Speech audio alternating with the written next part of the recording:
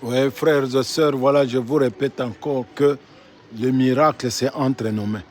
En réalité, le miracle, pour ceux qui sont déjà baptisés au nom de Jésus-Christ, ils doivent avoir des miracles. Quand vous allez demander, vous allez recevoir. Parce que c'est ça.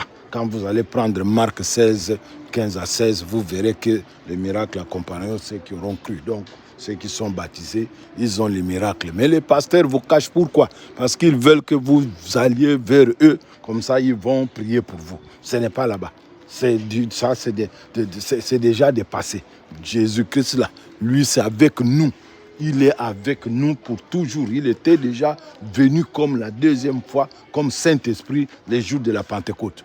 Mais ceux qui peuvent le recevoir, c'est ceux qui peuvent accepter Jésus-Christ, qui vont accepter le baptême. Vous n'avez pas encore beaucoup d'églises où vous pouvez vous baptiser en nom de Jésus. Il n'y en a pas trop.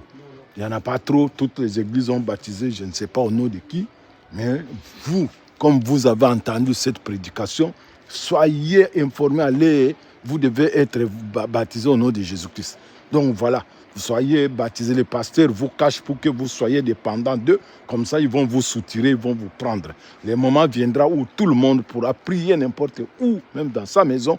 Jésus-Christ qui est là dans le ciel. Le ciel commence là où nous sommes. Et il va répondre, il va vous donner les miracles. La solution viendra. Ce n'est pas que c'est l'église qui donne là. Dieu ne dort pas dans la maison. Ce n'est pas là-bas. Le corps du Christ, là, c'est nous. Le temple, c'est ce corps. Même quand il disait que je vais détruire ce temple et puis le reconstruire, c'est son corps qu'il parlait. Il parlait de son corps. Il appelait ça temple. Donc, il veut dire, nous sommes les temples. Nous devons être toujours confiants, ce qui veut dire respecter ce qu'il nous avait dit. Nous ne devons pas voler, nous ne devons pas penser à prendre la chose de quelqu'un, ni faire de l'injustice, ce qui nous tue. L'injustice, c'est beaucoup de pays dans le monde. Ils mangent de la contrebande. C'est ça qui est le problème. C'est pourquoi vraiment mon peuple me trompe, mon peuple me diffame. Quand on vous a dit, voilà, on m'a envoyé Malachi 1, 6, 8, là, quand vous lisez. D'ailleurs, vous ne connaissez pas le nom de Dieu, vous profanez son nom.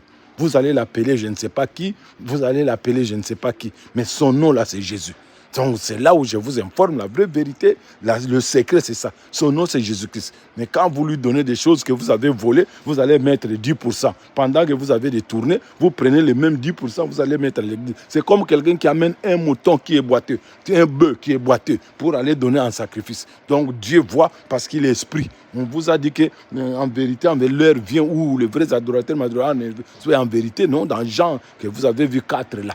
Vous allez lire Jean 4, vous allez même vers 30, 44, 47, vous allez lire ça. Donc soyez prudents, Jésus-Christ